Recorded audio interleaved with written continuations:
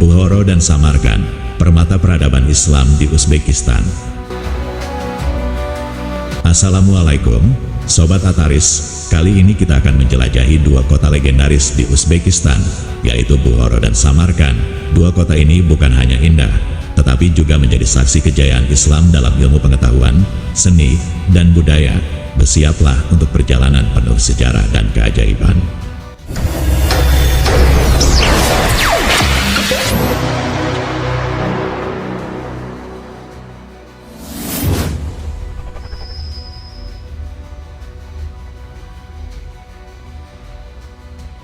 Bismillah, Sobat Ataris, mari kita jalan-jalan lewat cerita kedua kota yang jadi legenda dalam sejarah peradaban Islam, Bukhara dan Samarkand, yang ada di Uzbekistan.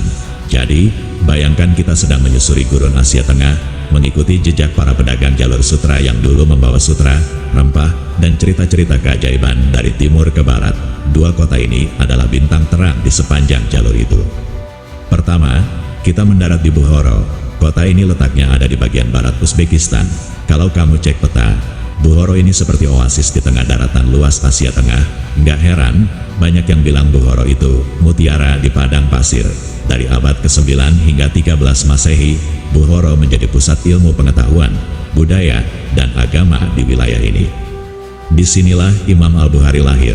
Yes, the Imam Bukhari, penulis Sahih Al-Bukhari, kitab hadits yang jadi referensi umat muslim di seluruh dunia sampai sekarang. Tapi, yang bikin Bukhara spesial bukan cuma para ulama yang lahir di sana, melainkan juga suasananya. Sobat, bayangkan kota yang penuh dengan madrasah, masjid, dan pasar-pasar kecil. Bangunannya dihiasi kaligrafi Islami dan ornamen warna-warni yang bikin kamu merasa seperti lagi masuk lukisan 3 dimensi.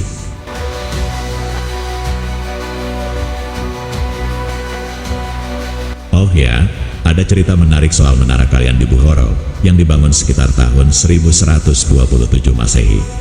Menara ini tinggi banget, sampai-sampai para pelancong zaman dulu memanggilnya Menara Kehidupan. Tapi ini dia twistnya, meskipun Genghis Khan terkenal menghancurkan segalanya, menara ini dia biarkan utuh. Kenapa? Katanya sih, dia terpesona sama keindahannya. Bahkan seorang penakluk seganas Genghis bisa luluh. Kalau zaman sekarang, mungkin Genghis bakal foto-foto dulu di depan menara itu buat update Instagram story.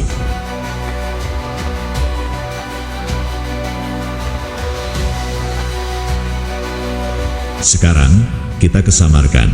Sobat Ataris, kalau Bukhara itu kota para ulama, maka Samarkand adalah kota para raja. Samarkand terletak sedikit ke timur laut dari Bukhara. Kota ini adalah pusat dari Kekaisaran Timurid yang berdiri pada abad ke-14 Masehi. Nah, pemimpin terkenal dari kekaisaran ini, Timur Leng atau Tamerlane, punya ambisi besar untuk bikin Samarkand jadi kota terindah di dunia. Timur Leng nggak main-main. Dia membawa para arsitek, seniman, dan ilmuwan terbaik dari seluruh kekaisarannya untuk menghias Samarkand. Hasilnya, kamu bisa lihat Registan Square. Itu alun-alun paling megah dengan 3 madrasah yang berdiri gagah, Ulugh Bek, Serdor, dan Tilyakori. Mungkin kalau ini ada di zaman modern, UNESCO bakal bikin Samarkand trending tiap hari. Dan ngomong-ngomong soal Ulugh Bek, cucu Timur Leng ini bukan cuma raja, tapi juga ilmuwan astronomi top. Sekitar tahun 1420-an, dia membangun observatorium yang jadi salah satu yang terbesar di dunia waktu itu. Dia bikin katalog bintang yang sangat akurat, bahkan sebelum Galileo sibuk dengan teleskopnya di Eropa. Jadi, kalau ada yang bilang orang Asia Tengah nggak ngerti luar angkasa, kasih tahu mereka tentang Ulugh Bek, si Scientist King dari Samarkand. Tapi bukan cuma itu kelebihannya. Sobat, baik Bukhara maupun Samarkand punya keunikan yang bikin mereka beda dari kota lain di dunia. Mereka adalah perpaduan sempurna antara ilmu pengetahuan, seni, agama, dan perdagangan. Di Eropa waktu abad ke-8, kota-kota ini sudah sibuk mendiskusikan filsafat, matematika, kedokteran, dan astronomi. Pasar-pasarnya jadi tempat orang dari segala penjuru bertemu. Dari Arab, Persia, Tiongkok, hingga India. Itu kayak versi jalur sutra dari Multiverse. Sobat Ataris, jadi kenapa dua kota ini istimewa? Karena mereka nggak cuma tempat, mereka adalah simbol. Simbol bahwa Islam adalah peradaban yang menginspirasi dunia dengan ilmu pengetahuan, keindahan, dan semangat kebersamaan. Kalau ada kota yang bisa bikin kita merasa terhubung dengan masa lalu dan terinspirasi untuk masa depan, ya, Bukhara dan Samarkandlah tempatnya. Gimana, sobat, siap buat kunjungi dua permata Islam ini? Kalau nggak sekarang, yuk, simpan cerita ini buat impian traveling masa depan. Dan, sebelum itu, masih banyak hal menarik dan unik yang belum diketahui banyak orang, terutama umat muslim dunia, mengenai kedua kota yang fenomenal ini. Mari kita kaji lebih mendalam lagi tentang dua kota legenda Islam di wilayah Asia Tengah ini.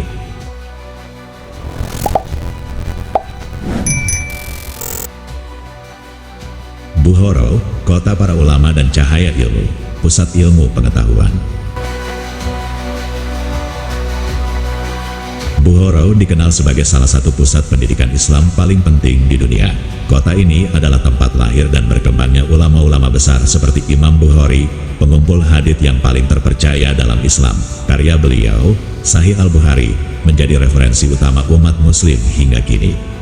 Selain itu, Bukhara juga menjadi pusat kajian matematika, astronomi, kedokteran, dan filsafat. Sobat Ataris, bayangkan saja, ratusan tahun sebelum universitas modern berdiri, Bukhara sudah memiliki madrasah-madrasah yang mengajarkan berbagai disiplin ilmu. Salah satu madrasah terkenal adalah Mir-i Arab Madrasah, yang hingga kini masih berdiri megah. Cerita dari tanah Uzbekistan, Imam Bukhari, Ibnu Sina, dan jejak kejayaan para tokoh Islam. Sobat Ataris, kali ini kita nggak cuma jalan-jalan ke Bukhara dan sekitarnya, tapi kita akan ngobrol soal para tokoh Islam legendaris yang lahir dari tanah Uzbekistan. Yuk, kita cari tahu gimana kisah hidup mereka, hubungan mereka dengan pemerintahan, dan pengaruh mereka yang abadi. Siap? Imam Al-Bukhari, penjaga hadits, cahaya dari Bukhara. Kita mulai dari nama yang selalu disebut umat Islam di seluruh dunia, Imam Muhammad bin Ismail Al-Bukhari, atau yang kita kenal sebagai Imam Bukhari. Beliau lahir di Bukhara pada tahun 810 Masehi. Sejak kecil, Imam Bukhari sudah dikenal punya daya ingat luar biasa. Bayangkan, saat anak-anak lain mungkin masih sibuk main, beliau sudah hafal ribuan hadits. Tapi, perjalanan beliau nggak selalu mudah. Saat remaja, Imam Bukhari memutuskan meninggalkan kampung halamannya untuk belajar. Beliau mengembara ke berbagai kota besar seperti Baghdad, Makkah, dan Madinah. Tujuannya cuma satu, mengumpulkan hadits dari sumber-sumber terpercaya. Hasilnya, beliau menyusun Sahih Al-Bukhari, kitab hadits yang dianggap paling autentik hingga hari ini.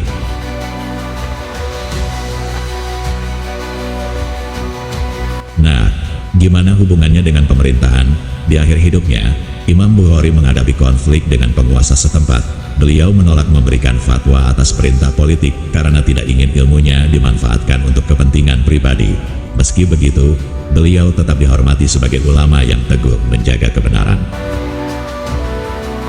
Ibnu Sina, filsuf dan dokter dari Afsona. Lanjut ke tokoh legendaris berikutnya, Ibnu Sina, atau dikenal di barat sebagai Avicenna. Beliau lahir di desa kecil bernama Afsona, dekat Bukhara, pada tahun 980 Masehi. Kalau Imam Bukhari adalah ahli hadits, Ibnu Sina adalah dokter superstar pada masanya. Karya beliau di bidang kedokteran, Al-Qanun fi Al-Tib, atau dalam terbitan bahasa Inggris Canon of Medicine, dipelajari selama ratusan tahun di timur dan barat. Sobat Ataris, ceritanya begini, sejak kecil, Ibnu Sina sudah jadi anak jenius. Pada usia 16 tahun, beliau sudah menguasai kedokteran, matematika, dan filsafat. Dan yang lebih luar biasa, beliau nggak cuma pintar teori, tapi juga praktik. Pas penguasa Bukhara waktu itu, Amir Nuh bin Mansur, sakit parah, Ibnu Sina dipanggil untuk mengobatinya. Setelah sembuh, sang Amir sangat kagum dan memberikan akses kepada perpustakaan istana. Itulah yang membuat Ibnu Sina semakin harus belajar. Tapi hidup beliau nggak selalu mulus. Karena kecerdasannya, Ibnu Sina sering ditarik ke dunia politik dan harus berpindah-pindah kerajaan. Meski begitu, beliau selalu menjaga integritasnya sebagai ilmuwan dan filsuf. Sobat Ataris, kalau zaman sekarang mungkin beliau bakal jadi kombinasi antara dokter top dan influencer pendidikan, ya.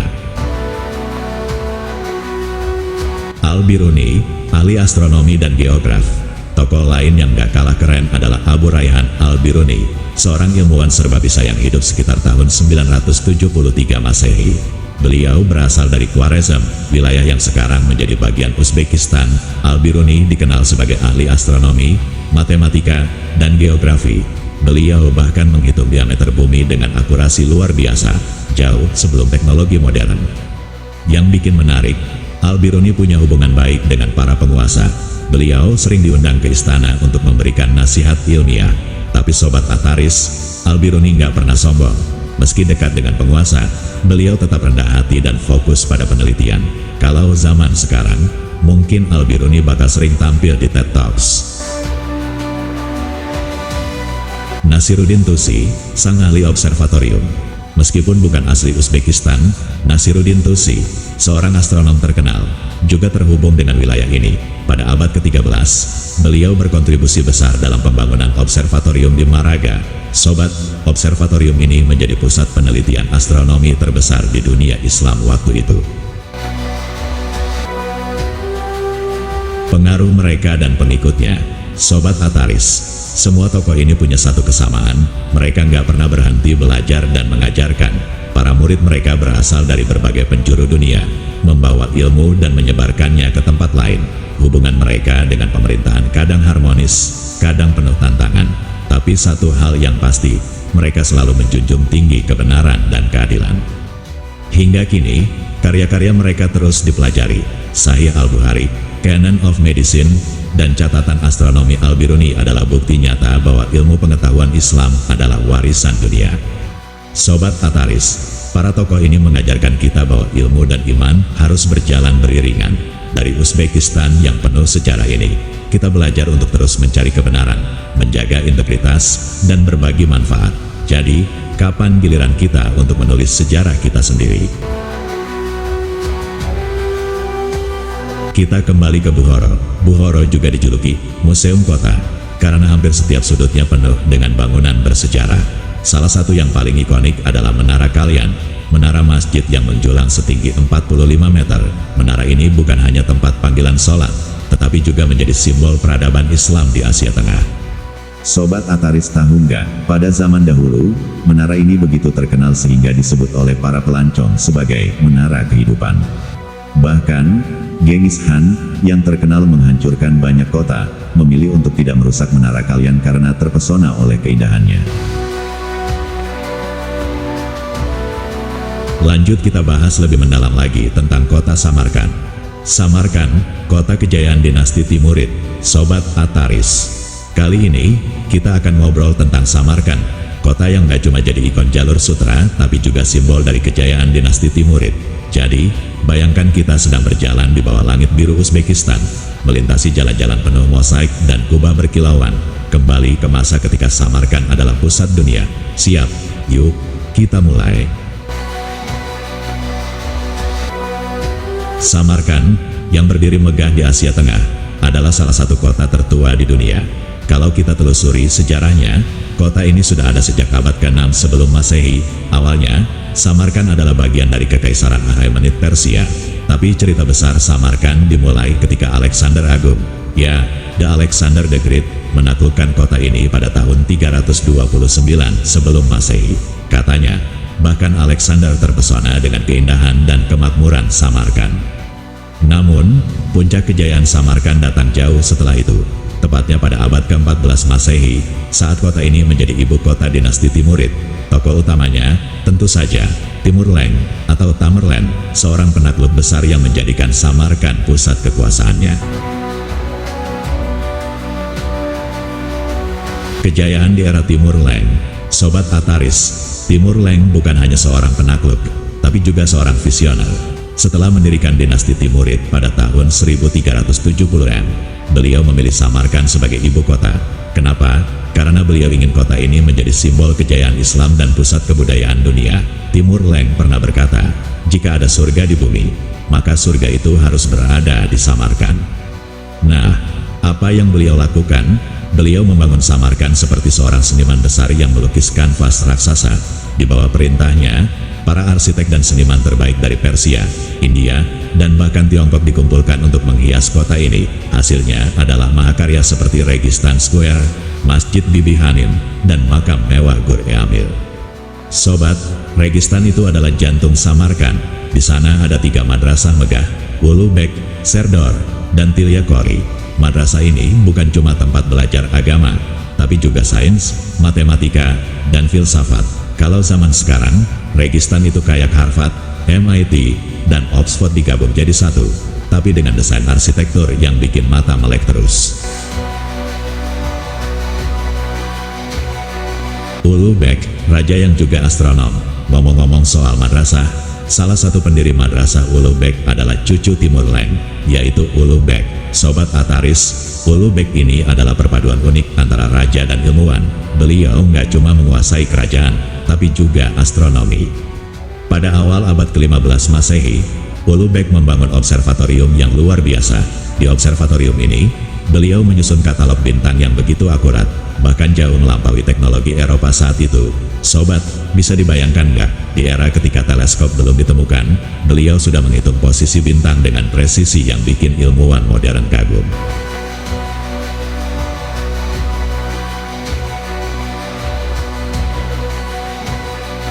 Kota perdagangan dan seni. Samarkand juga punya peran penting sebagai kota perdagangan. Sebagai salah satu kota utama di jalur sutra, Samarkand adalah tempat bertemunya pedagang dari Tiongkok, India, Persia, dan Arab. Di sini, mereka nggak cuma jual beli barang seperti sutra, rempah, dan permata, tapi juga bertukar ilmu dan budaya. Bayangkan, Sobat Ataris, pasar-pasar Samarkand itu seperti versi zaman dulu dari bazar online. Tapi bedanya, yang dijual di sini adalah karya seni, kain sutra terbaik, hingga kerajinan tangan berlapis emas. Seni ukiran dan kaligrafi yang berkembang di Samarkand bahkan menjadi standar bagi banyak peradaban lain. Masjid Bibi Hanim, simbol cinta yang megah. Ada satu kisah romantis dari Samarkand yang nggak bisa dilewatkan, yaitu tentang Masjid Bibi Hanim. Masjid ini dibangun atas perintah Timur Leng untuk menghormati istrinya, Bibi Hanim. Konon, beliau ingin masjid ini menjadi yang terbesar dan terindah di dunia. Tapi ada twist dalam ceritanya. Selama proses pembangunan, seorang arsitek yang jatuh cinta pada Bibi Hanim mencoba mengulur-ulur waktu. Sobat Ataris, coba bayangkan, proyek sebesar ini malah jadi ajang drama percintaan.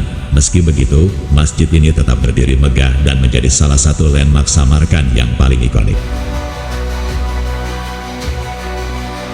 Samarkand di era modern. Setelah runtuhnya dinasti Timurid pada abad ke-16 Masehi, Samarkand sempat kehilangan kilauannya, tapi jejak kejayaannya tetap abadi.